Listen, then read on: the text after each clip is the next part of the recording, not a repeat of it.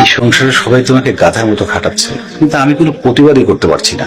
এই সংসারে কোনো কাজকর্ম করতে আমার মোটেও কষ্ট হয় না, শুধু খারাপ লাগে কিছু মানুষের আচরণে। আর তুমি এসব বিষয় নিয়ে কোনো গন্ডগোল করো না।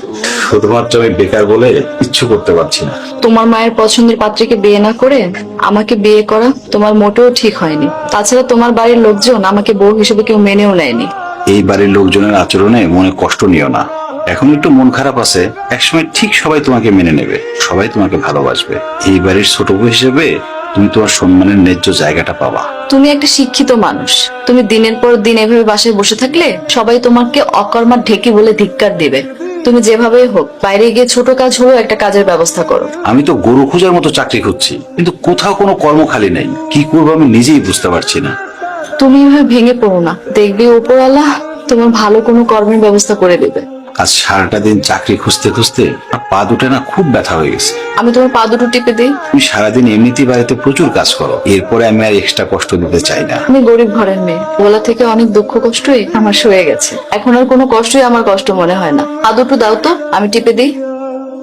শোনো বউ, তোমার তো ব্যাক পেইন, তুমি কিন্তু ভুলেও বাসায় কোনো কাজ করবে না। যদি তোমার কোমরে প্রেসার পড়ে তাহলে তোমাকে নিয়ে যেতে হবে আমার ডাক্তারখানায়। এই ডাক্তারখানায় টানাটানি করতে করতে আমার যা ব্যাংক ব্যালেন্স আছে সবকিছু খালি হয়ে যাবে। তুমি কি আমাকে বোকা মেয়ে মনে করেছো যে আমি বাড়ির সমস্ত কাজ করব? আমি হচ্ছে বড় লোকের মেয়ে, জীবনে এক গ্লাস পানিও নিজে ঢেলে খাইনি। এই বাড়ির সমস্ত কাজ তোমার ওই বেকার ছোট ভাই আছে না, তার বউকে দিয়ে করাবো। তোমার মাকে আমি বসিয়ে বসিয়ে খাওয়াই? চিনি না, তাকে আমি বিভিন্ন কৌশলে ছোটখাটো অনেক কাজ করাই। কি ছোটখাটো কাজ করে নিচ্ছ? তুমি মাকে দিয়ে সব ধরনের কাজ করা। তোমার মা বলেই তো আমি তাকে বিভিন্ন রকম ছাড় দিই। তো এখন যেহেতু তুমি আমাকে পারমিশন দিয়েছো, আগামীকাল থেকে বিভিন্ন কৌশলে অনেক বড় বড় কাজ তাকে দিয়ে আমি করাবো।